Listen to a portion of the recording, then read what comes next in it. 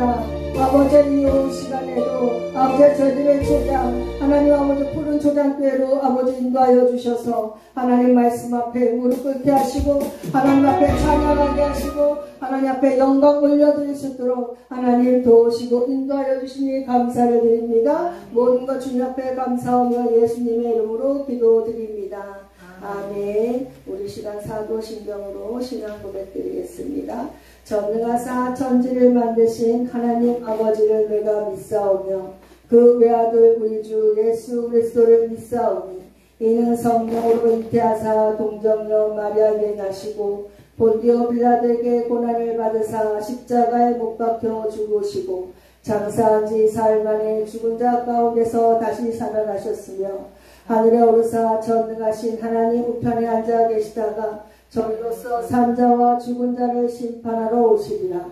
성령을 믿사오며 거룩한 공회와 성도가 서로 교통하는 것과 죄를 사하여 주시는 것과 몸이 다시 사는 것과 영원히 사는 것을 믿사옵나이다. 아멘. 아멘. 우리 시간 찬송가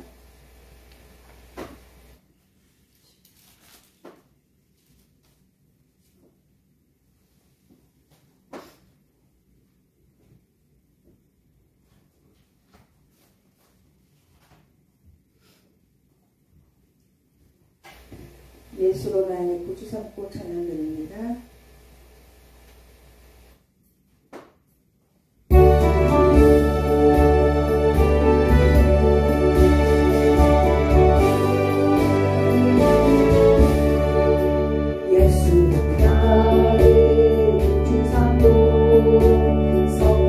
내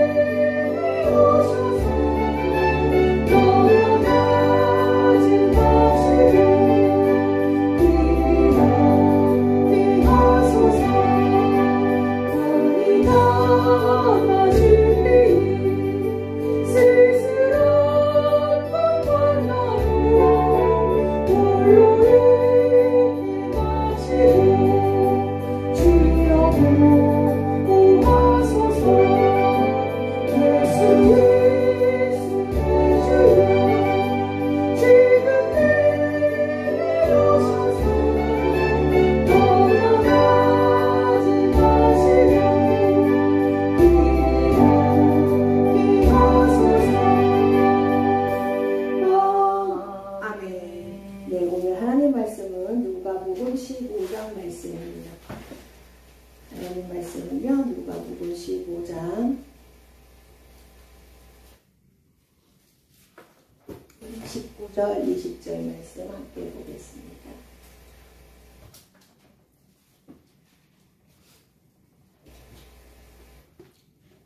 다 찾으셨습니까? 네, 함께 믿음으로 합독하시겠습니다.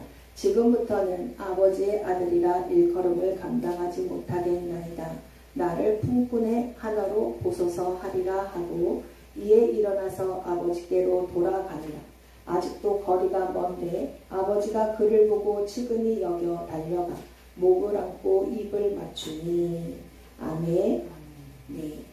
오늘 하나님의 말씀은요, 잃은 아들을 되찾은 아버지의 비유의 말씀 안에서 우리가 아버지께로 돌아가니라 하는 제목으로 우리 함께 은혜를 나누고자 합니다.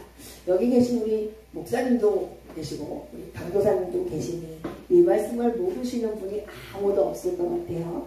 근데 저는 개인적으로 성경에서 많은 성경의 하나님의 말씀을 좋아하고 되게 사모하지만 특히 이 누가복음 15장에 이 잃어버린 아들을 되찾는 비유의 말씀을 들으면 우리 하나님 아버지의 마음이 제 마음에 와 닿아서 얼마나 기쁜지 몰라요. 그래서 오늘 말씀을 보니까 아들이 나와요. 이 아들은 한 집안의 둘째 아들이었습니다. 이 둘째 아들은 한 집안에서 형과 함께 자라나다가 어느 정도의 나이가 먹으니 아버지한테 요구를 합니다. 아버지, 제게 나눠줄 재산을 미리 상속 좀 해주세요. 저에게 돌아올 그 분깃의 재산을 저에게 미리 상속해 주세요 하고 이야기를 하는 거예요. 근데 그 당시에 이 이야기는 지금도 마찬가지라고 하지만 백은망덕한 아버지 빨리 죽으세요 라는 말과 비슷한 말이라고 합니다. 그렇기 때문에 아버지가 돌아가시기 전에는 재산이 상속되어지는 것이 그게 흔하지 않은 일인데 그럼에도 불구하고 이 아들은 아버지에게 자기에게 돌아올 분깃의 재산을 달라고 하였다는 거예요. 근데 이 아버지는 그의 말을 듣고 수긍을 해서 그 소정의 재산을 정리를 해갖고 아들에게 나누어 줍니다. 근데 그 아들이 며칠 후에 그 재산을 다 모아가지고 다 처분해서 아버지 안녕히 계세요 인사를 하고 집을 떠나 먼 나라로 갔다고 성경에 기록되어 있습니다. 그래서 그 집을 떠나서 아버지의 집을 떠나서 먼 나라에 가서 살게 되었는데 성경에 보니까 어떻게 살았냐면 허랑방탕하게 살았다라고 기록되어 있어요.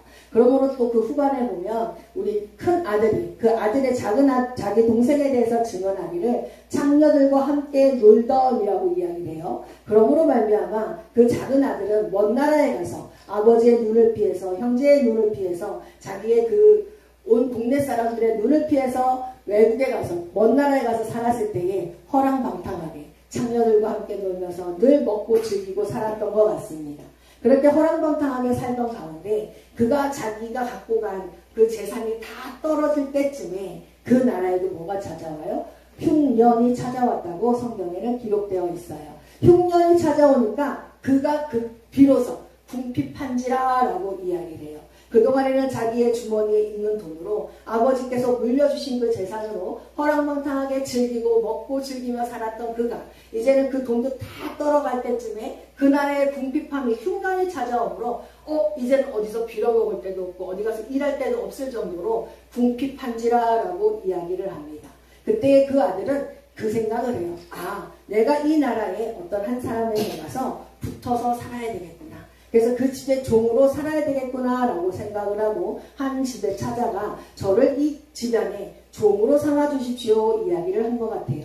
그래서 그 집 주인이 그에게 돼지치기를 맡깁니다. 그래서 돼지를 맡아갖고 그 들로 나가서 돼지치기를 해요. 근데 이 이야기는 예수님이 하신 말씀이에요. 사마리아 이야기가 아니고 다른 나라 이야기가 아니고 유대 사람의 이야기인 것 같아요. 근데 그 유대 사람은 하나님의 자손인 그 사람이 무엇을 친대요? 돼지를 친대요.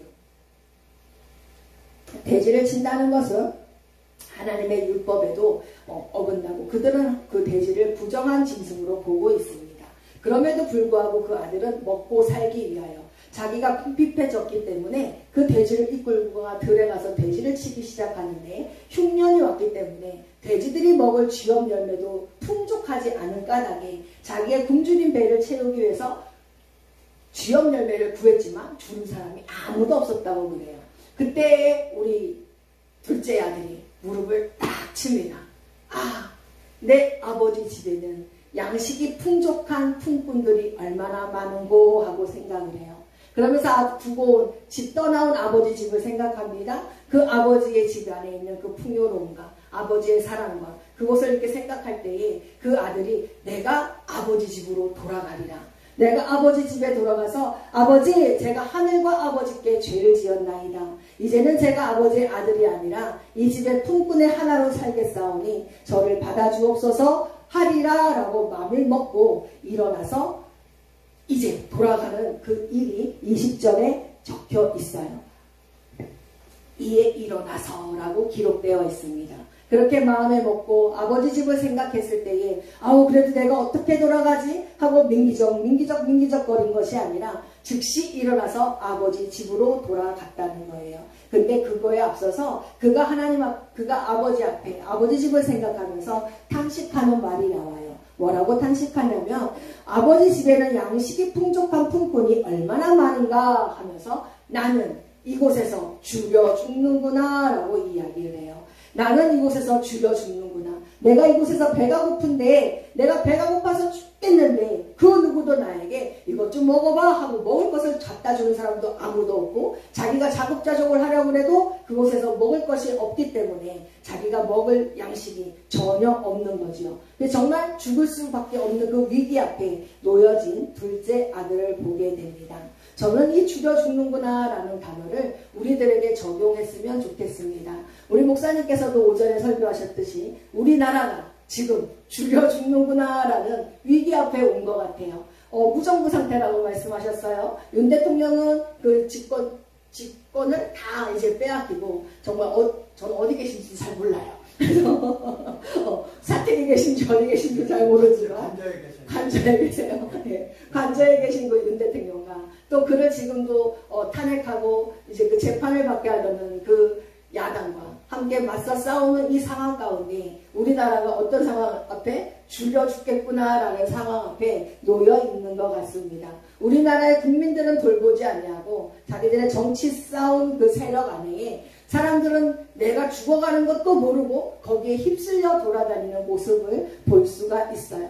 또한 그 뉴스나 많은 프로그램에서도 정말 그 대통령의 이야기는 어떻게 보면 한 나라의 왕이잖아요. 한 나라의 왕 이야기를 그냥 뉘주 강아지 이름 얘기하듯이 이야기를 하면서 뉘주 강아지의 그런 모든 것들을 이야기하듯이 이야기거리 삼아 안주거리 삼아 이야기를 하고 있더라는 거죠. 대통령은 왕은 하늘이 된다고 말씀하셨던 것 같아요. 예전에 말에 의하면 그것처럼 우리가 우리의 입으로 대통령을 흉보는 것은 하나님을 흉보는 게 아닐까라는 생각을 합니다. 왜냐하면 모든 정치와 모든 위정의 그 모든 것들은 하나님께서 주관하고 계시기 때문입니다. 우리가 이 죽여 죽는구나 이 상황 앞에 우리를 돌아볼 수 있는 시간이 되어지기를 원합니다. 나는 왜 죽여 죽고 있는지, 내게 부족한 것이 무엇이 있는지, 나는 어디를 떠나와서 살고 있는지를 잘 생각하여서 이 둘째 아들처럼 내가 아버지 집을 떠나왔더니 내가 죽여 죽는구나. 이 먼 나라에 나왔더니 품꾼들에게도 양식이 풍족한 아버지 집에 있었다면 내가 죽여 죽는 일이 아니라 내가 그곳에서 아들로서 내가 잘 살고 있었을 터인데 아버지 집을 떠나와 보니 이곳에도 자기가 갖고 있는 모든 재산도 다 써버리고 그 나라에 흉년이 돌아오고 자기에게 먹을 것을 주는 사람 아무도 없고 또한 돼지 열매 그 쥐염 열매조차도 얻고자 하였으나 주는 사람이 아무도 없으므로 내가 죽여 죽는구나. 우리는 이 시대에 누가 그래요? 저도 그런 말 잘 써요. 이 유튜브를 통해서 말씀이 너무너무 풍족한 시대에 살고 있고 서점에 가면 우리 목사님도 앞뒤로 책이 꽉 차 있잖아요. 서점에 가도 기독서점에 가면 하루에도 수십 권의 책들이 계속 신간들이 발행이 되더라고요.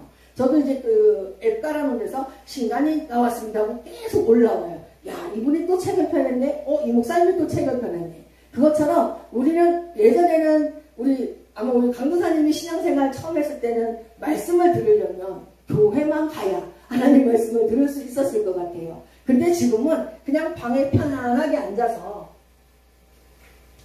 리모컨만 가지고도 아니면 내 손에 있는 핸드폰만 가지고도 아니면 이 책장에 꽂혀있는 책 한 권만 꺼내도 하나님의 말씀을 들을 수 있고 볼 수 있는 기회가 얼마나 많은지 몰라요. 그럼에도 불구하고 어때요? 우리는 줄여 죽고 있다는 거예요. 왜냐?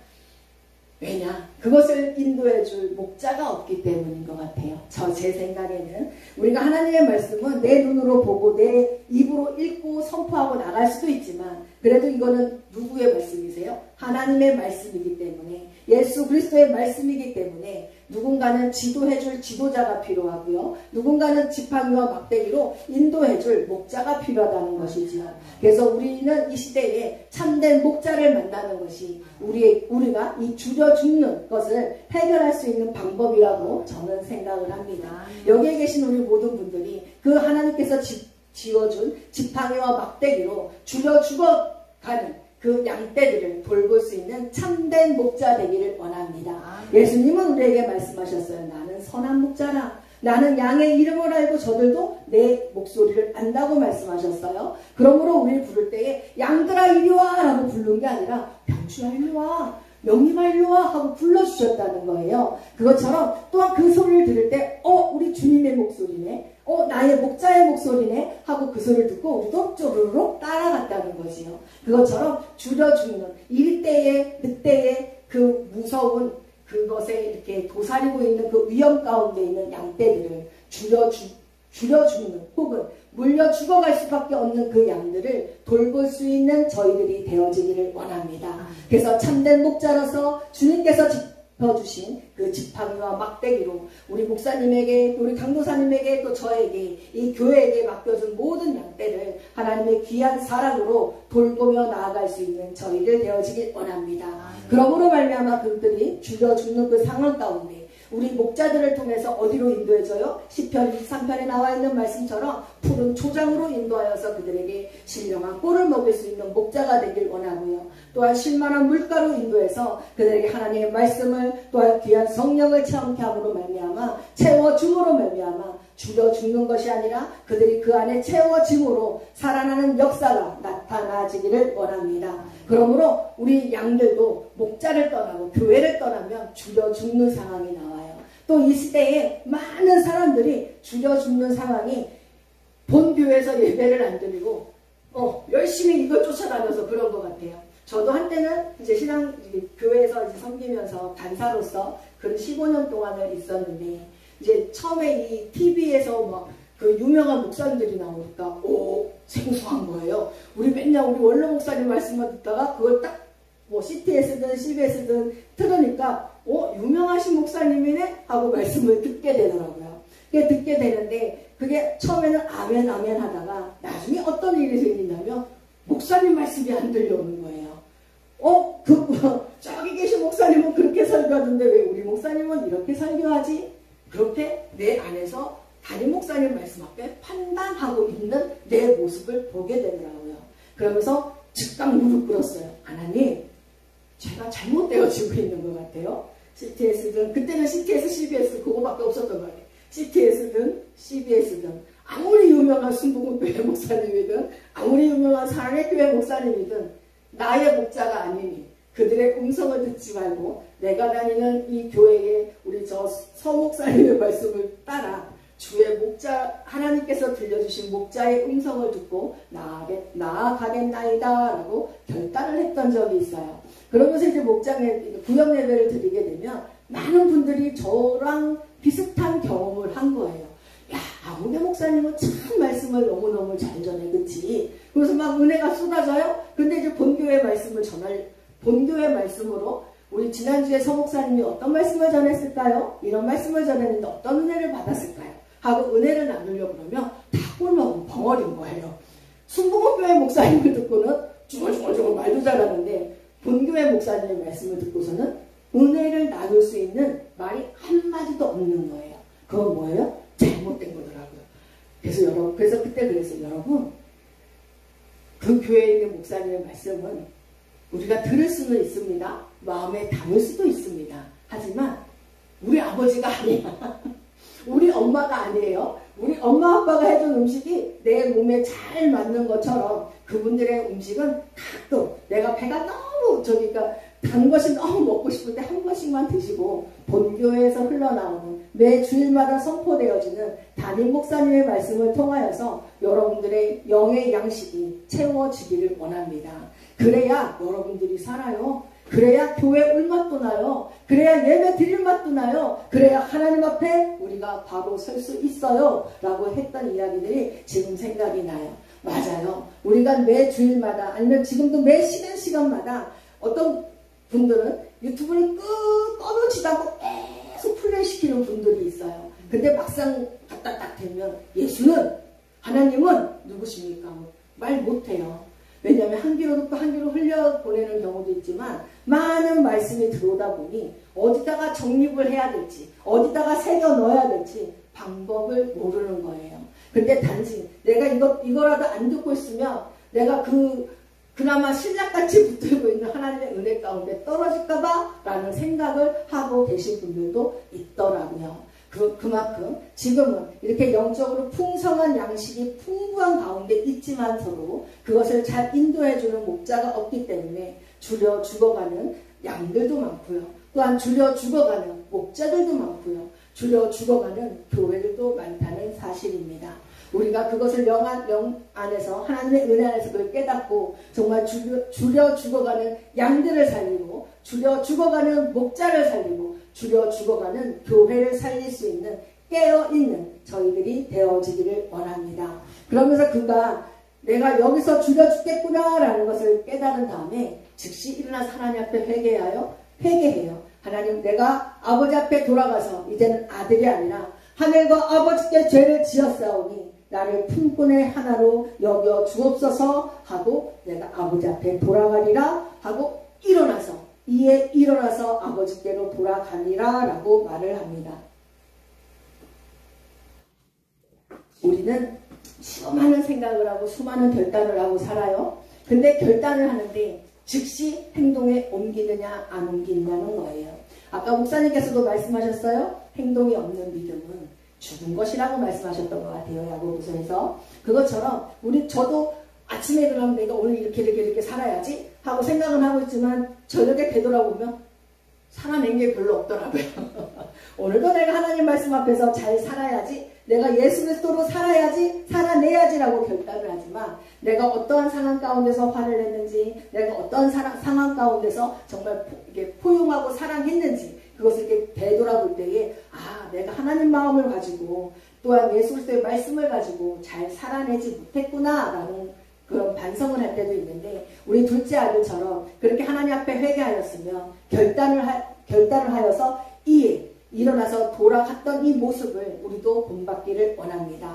그래, 내가 하나님 말씀 앞에 돌아가야지. 그래, 내가 아버지 앞에 돌아가야지. 그래, 내가 말씀으로 돌아가야지. 결단하셨습니까? 그러면 이제 즉시 일어나서 우리의 몸을 돌이켜서 아버지께로 돌아갈 수 있는 저희들 되어지기를 원합니다. 그 가는 길이 쉬웠겠습니까? 먼 나라에 살았다 그랬습니다. 아버지 집에 가는 길이 결코 쉽지만은 않았던 것 같아요. 지금처럼 교통수단이 있는 것도 아니고 걸어서 더군다나 몇 날 며칠을 굶은 터라 쥐염 열매조차도 얻어먹지 못한 터라 배가 쫄쫄 굶어서 그 모습은 돼지치기를 하고 또 있었기 때문에 얼마나 냄새가 났을까요? 또 얼마나 옷은 남루했을까요? 그럼에도 불구하고 단 하나의 희망, 양식이 풍족한 아버지 집으로 돌아가는 거. 내가 품꾼으로 살 수 있더라도 내가 아버지 품으로 돌아가리라 하고 그 아버지 집으로 돌아가는 그 아들에게는 가지고 있는 모든 상황이 열악했지만 그래도 소망이 있었어요.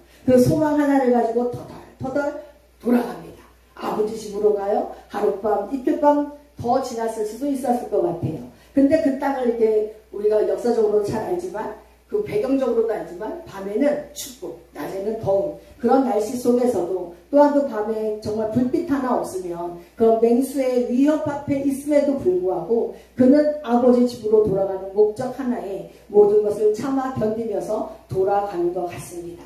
근데 멀리 갔던 그 아들이 이제 자기가 살았던, 자기가 놀았던 그 동네에 왔을 때에 저기 동산만 넘어가면 아버지 집인데 하고 아버지 집이 이제 느껴지기 시작했어요.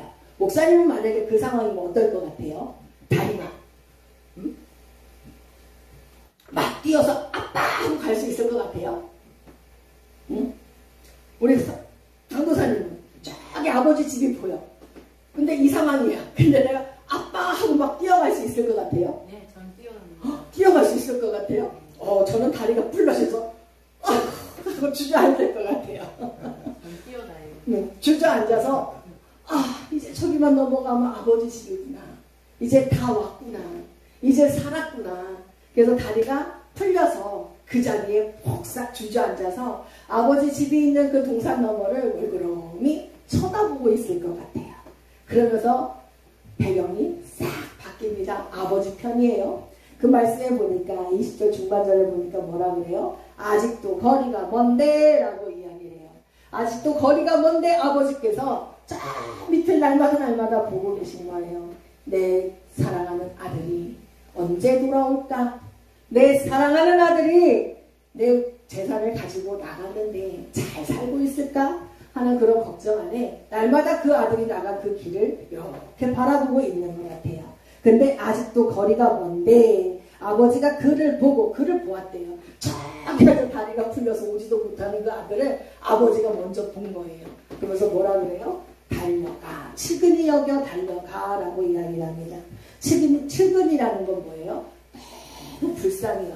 내가 가서 도와주지 않으면 안 될 만큼 너무너무 불쌍한 내 아들. 그 아들을 보고 내가 손잡아주지 아니하면 저 아들이 저 주저앉아서 나한테 오는 그 날이 하루거리도 아니고 1시간거리도 안 되는 그 거리임에도 불구하고 몇 날, 며칠 걸려서 기어올 수밖에 없는 그 아들의 모습을 아비가 보고 어떻게 해요? 달려갔다라고 이야기를 해요. 그래서 그 아버지가 달려가서 그 아들을 만나서 그 아들을 목을 안고 입을 맞췄다라고 이야기를 합니다. 그것이 바로 아버지의 마음이었어요. 아버지는 그 아들이 나갔음에도 불구하고 또 이렇게 말씀해 보면 장녀와 함께 놀았다는 이야기를 우리 큰아들만 들었겠냐고요. 많은 사람들이 먼 나라에 뭐 장사를 하러 가든 여행을 하러 가든 그곳에서 둘째 아들의 모습을 보고 아마 그 동네에는 소문이 파다했을 것 같아요. 그죠? 아이고 여보게 당신의 둘째 아들이 저기 나라에 갔더니 거기에 있을세. 그래서 근데 보니까 장녀랑 같이 허랑방탕하게 기생집에서 놀고 있더라고 하는 그런 소문이 그 동네에 파다했을 것 같아요. 그럼에도 불구하고 아버지는 늘 집 나간 아들을 마음에 품고 기도하지 않았을까요? 하나님 우리 아들이 무사히 내 집에 내 품에 돌아오게 도와주세요 하고 기도하지 않았을까 싶습니다. 그리고 날마다 아들이 돌아올 것을 생각하고 늘 집안에 그 어떠한 것을 베풀 잔치를 준비해도 놓고 날마다 그 동산 위에 올라가서 이제나 저제나 둘째 아들이 돌아오기를 기다렸던 아버지가 아닐까 싶습니다. 지금도 우리 하나님은 우리를 그렇게 애타게 기다리고 계시는 줄로 믿습니다. 하나님과 함께 해야 행복한 우리들이 아버지를 말씀에 순종하지 아니하여서 아버지 품에서 떠나갔던 우리들이에요. 그치요? 그래서 에덴 동산에서 하나님 말씀에 불순종하여 아담과 하와가 쫓겨났고 그 후손들로 태어난 우리 모든 사람들이 하나님이 있음에도 불구하고 하나님 앞에 돌아가야 되는 걸 알매도 불구하고 그 길을 알 수가 없어 아버지 앞에 갈 수가 없는 상황입니다. 그래서 그 아들이 푹썩 주저앉아서 내가 아버지 집에 돌아가야 되는데 하고 푸념하고 있었던 것처럼 우리도 나를 지으시고 우리를 만드신 하나님 품으로 돌아가야 되는데 라는 사실은 알고 있지만 그 길을 알 수가 없어서 그 길이 열어지지가 않아서 하나님 품으로 갈 수 없는 우리들이었습니다. 또한 하나님께서도 우리에게 내 사랑하는 자녀에게 복을 주고 싶으셔도 우리와 하나님 사이에 있었던 그 넓은 죄의 깊은 골 때문에 또한 분리되었던 그것 때문에 하나님의 사랑이 하나님의 긍휼이 하나님의 귀한 은혜가 내려오지 못한 상황입니다. 그럼에도 불구하고 하나님 말씀에 보면 아직도 거리가 먼데도 불구하고 하나님께서 우리를 보시고 달려오셨다는 거예요. 누구를 통하여서? 바로 예수 그리스도를 통하여서 우리에게 그 길을 열어주신 줄로 믿습니다. 바로 그 예수 그리스도를 통하여서 우리에게 다가와 우리의 손잡아 주시고 일으켜 주시고 우리의 목을 알아주시고 우리에게 입맞춰 주신 아버지의 사랑입니다. 내가 너를 사랑해.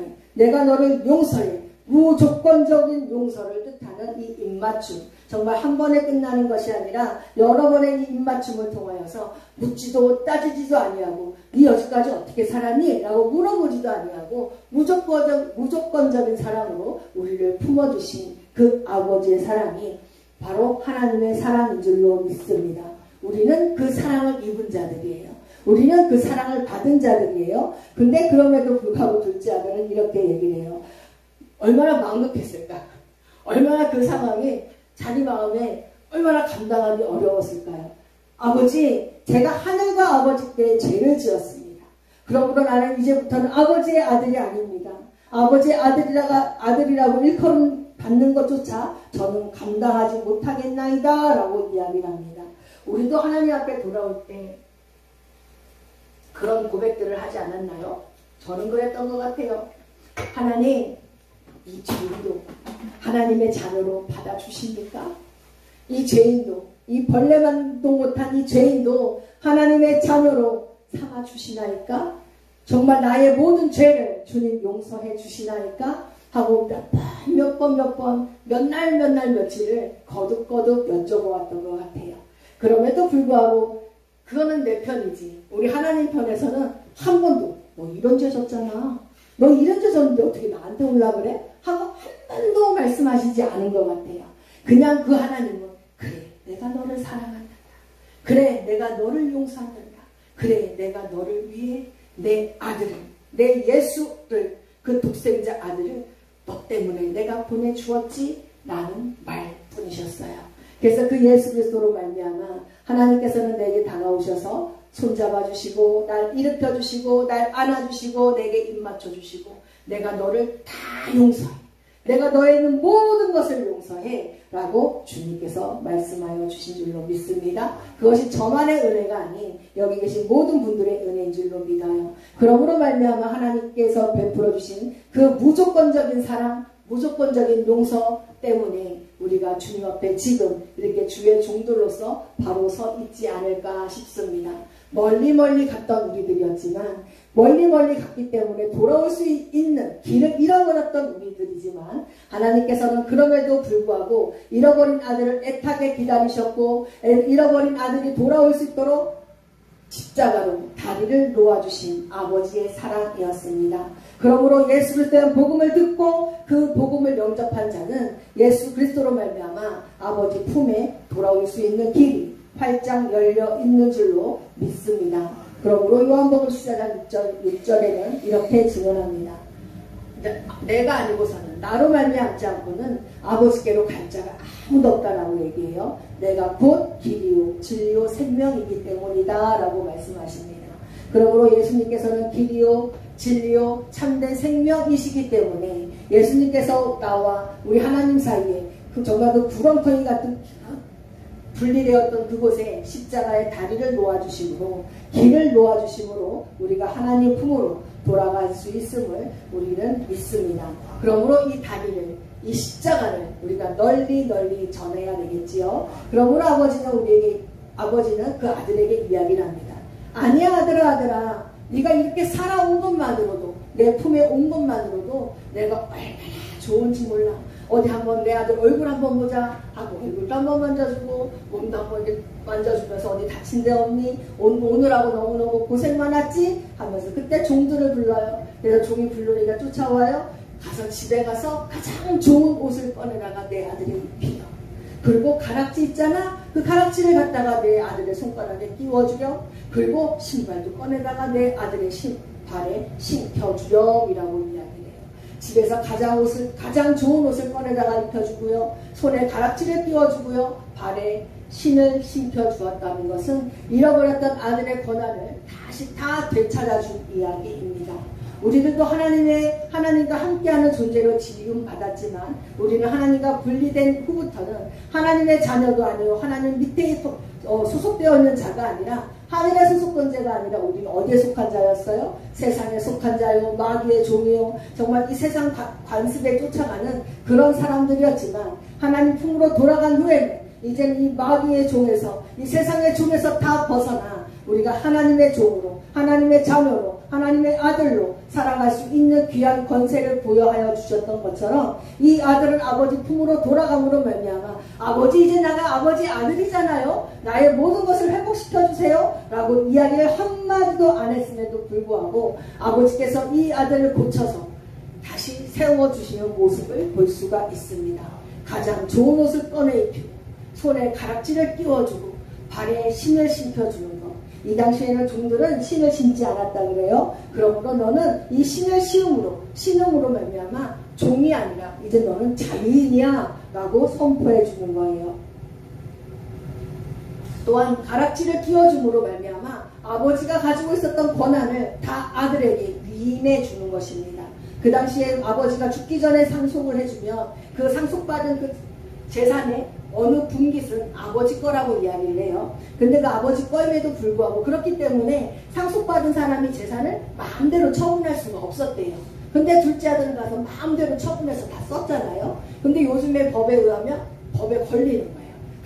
그렇기 때문에 그 법에 걸리기 때문에 아들 마음이 얼마나 무거웠을까요? 근데 아버지께서는 그 반지를 끼워줌으로 말미암아 이제는 네가 다 파는 그 재산의 권한이 다 너에게 있어 하고 그 아들한테 모든 것을 넘겨주는 겁니다. 그러므로 그 아들의 어깨를 짓눌렀던 그 모든 그 무게를 다 속량시켜주는 귀한 은혜가 있는 줄로 믿습니다. 그러므로 말미암아 모든 권한을 아들에게 넘겨준 아버지, 또한 가장 좋은 옷을 꺼내 입음으로 말미암아 이 사람은 우리 집에 들어온 너무너무 귀한 자다, 귀한 자로 존대해주는 그 아버지의 모습을 통하여 우리도 아버지 품에 돌아갔을 때에 품에 돌아온 우리들에게 아버지께서 이렇게 우리에게 은혜 베풀어 줌을 우리는 믿습니다. 너는 내 사랑하는 아들이야. 내가 너를 지명하여 내가 너를 불렀다 라고 우리에게 말씀하십니다. 그러므로 네가 물 가운데를 지날지라도 네가 불 가운데를 지날지라도 그 어떤 것도 너를 해칠 자가 없어 라고 말씀하십니다. 그 하나님께서 우리를 늘 보호하시고 우리를 늘 인도하여 주시기 때문입니다. 그러므로 아버지는 또 종들에게 마지막으로 이야기를 해요. 그리고 가서 살찐 송아지를 잡아다가 끌어다가 잡으라 우리가 먹고 즐기자라고 이야기를 합니다. 그러므로 말미암아 그 집에는 그 돌아온 아들을 통하여서 큰 잔치가 벌려졌어요. 그러므로 그 아들이 돌아오므로 그 집안에 생기가 돌기 시작합니다. 야, 잃어버렸던 내 아들이 돌아왔구나. 우리 같이 먹고 즐기자. 내 죽었던 아들이 돌아왔어. 내 잃어버렸던 아들을 내가 찾았어 라고 이야기는 아버지의 이야기입니다. 우리가 하나님께서 잃어버린 백성이 한 사람 한 사람 돌아올 때마다 저 천국에서 얼마나 큰 잔치가 벌어지고 있을까요? 우리들도 눈을 크게 뜨고 하나님께서 잃어버린 하나님의 백성들을 찾아서 전도할 수 있는 저희들 되어지기를 원합니다. 그래서 오늘 이렇게 아버지의 집으로 돌아간 이 이야기를 통하여서 우리도 많은 것을 느꼈으면 좋겠습니다. 아버지의 입장에서 또 아들의 입장에서 또 아버지의 입장에서 아들의 입장에서는 내가 아버지의 품을 떠났더니 결국에는 죽는 상황이 나왔고 아버지 입장에서는 집 떠나간 아들이었음에도 불구하고 끝없는 사랑으로 기다려줬고요. 그 아들이 돌아온 것을 보고 먼저 달려가서 안아주었고요. 또 그의 아들의 권한을 아버지가 먼저 다 세워주고 회복시켜준 그 아버지의 귀한 사랑입니다. 또한 마지막으로 살찐 송아지를 잡아서 함께 먹고 즐기는 큰 잔치를 벌여주셨던 것처럼 우리의 아버지의 사랑은 무한한 줄로 믿습니다. 우리가 아버지 품에 돌아왔을 때에도 내가 하나님 품에 돌아왔을 때에도 우리 사모님이 또한 우리 목사님이 우리 하나님 품에 돌아왔을 때에도 정말 이거와 같은 또한 이거보다 더한 천국잔치가 열려지지 않았을까 싶어요. 야, 내가 잃어버렸던 내 아들이 돌아왔네. 내가 잃어버렸던 내 딸이 돌아왔네. 우리 같이 먹고 즐기자, 잔치를 벌여라 하고 천국잔치가 열어지지 않았을까 생각합니다. 우리 오늘 이렇게 말씀의 제목이 회개 기도 대성회잖아요. 나라와 민족을 위해서. 부끄러운 이야기지만 저는 나라와 민족을 위해서 기도할 때마다 되게 긴 시간을 기도를 못했던 것 같아요. 솔직하게. 그래서 다른 기도 가운데 이제 어떻게 보면 기도 가운데 기도 제목을 껴넣어서 나라와 민족을 위해서 기도했던 저인데 이 말씀을 준비하면서 또한 이 예배를 준비하면서 제게 주셨던 마음은 나라가 있어야 국민이 있어야 나라도 있지만 또한 나라가 있어야 너희들이 살 수 있는, 너희들이 비빌 수 있는 땅이 있는 것 같은 그런 마음을 주셔서 너무 감사했어요. 정말 우리가 이스라엘 역사를 보면 정말 하나님께서는 아브라함에게 너에게 큰 민족을 이루어줄게 라고 이야기를 했고, 그 큰 민족을 이루기 위해 정말 애굽 땅으로 하나님께서 집어넣으셨고, 그곳에서 큰 긴 과정 가운데 430년이라는 세월이 지난 후에 그들이 큰 민족이 되었을 때에 그들을 가나안 땅으로 나라를 하나를 세워지는 그런 역사가 출애굽 역사 가운데 나타나고 있습니다.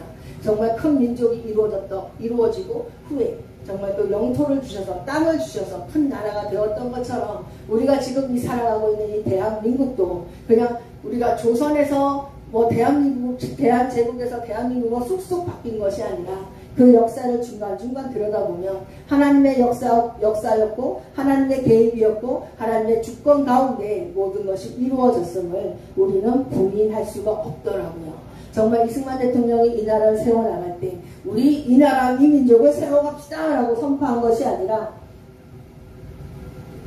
이 나라 이 민족을 세울 때에 철저하게 하나님 말씀 위에서 세워져 간 것을 볼 수 있었고요. 정말 그 감옥에서도 성경 말씀을 가까이 함으로 성경을 읽음을 통하여서 하나님 말씀 안에 우리가 살 수 있겠구나 하는 그 귀한 은혜를 받으시고 미국으로 건너가 정말 많은 공부를 통하여서 많은 이런 신학 공부를 통하여서 더군다나 하나님 말씀 위에 이 대한민국의 기초가 세워진 줄로 믿습니다. 에베소서에서 말씀하시죠. 건물마다 서로 연결하여진다고. 근데 그들의 터가 어디에 있냐면 바로 선지자와 사도들의 터 위에 있다고 말씀하셨어요. 그의 선지자와 사도들의 터가 뭐예요? 바로 복음이었습니다. 예수 그리스도에 대한 복음 위에 그 터가 다져지고 그 위에 건물이 세워진다고 말씀하였어요. 근데 그 모퉁이마다 기초석으로 세워진 것이 바로 예수 그리스도의 모퉁이인 줄로 믿습니다. 예수 그리스도가 아니면 건물이 지어질 수가 없더라고요. 예수 그리스도가 아니면 하나님께서 보시기에 아름다운 교회가 세워질 수가 없더라고요. 우리가 한 사람 한 사람이 하나님께서 거하시는 성전이요 교회이지 않습니까? 그러므로 말미암아 내가 바로 서 있는 이것도 내 안에 기초석으로 예수 그리스도가 계시기 때문에, 이 예수 그리스도의 귀한 말씀이 내 안에 계시기 때문에 내가 바로 서 있는 줄로 믿습니다. 그래서 이 한병주의 교회가, 우리 박영민 목사 강도사님의 교회가, 우리 김 목사님의 교회가 바로 성으로 이 교회가 서로 연결하여서 정말 큰 공동체가 되어가고 이 나라 이 민족을 살릴 수 있는 주의 종들이 되지 않나 그런 생각을 한번 해봅니다. 그러므로 이 나라 이 민족을 살리려면, 우리 이 나라를 살리려면 누가 먼저 바로 서야 돼요? 내가 먼저 바로 서야겠더라고요. 한 사람 한 사람이 주의 성령이 거하시는 성전 하나하나가, 그 교회 하나하나가 바로 세워지면 이 나라 이 민족도, 또한 이 나라 이 민족 위에 세워진 교회들이 건강하여짐으로 말미암아 하나님께서 원하시는 귀한 나라를 이끌어가지 않을까 생각을 해요.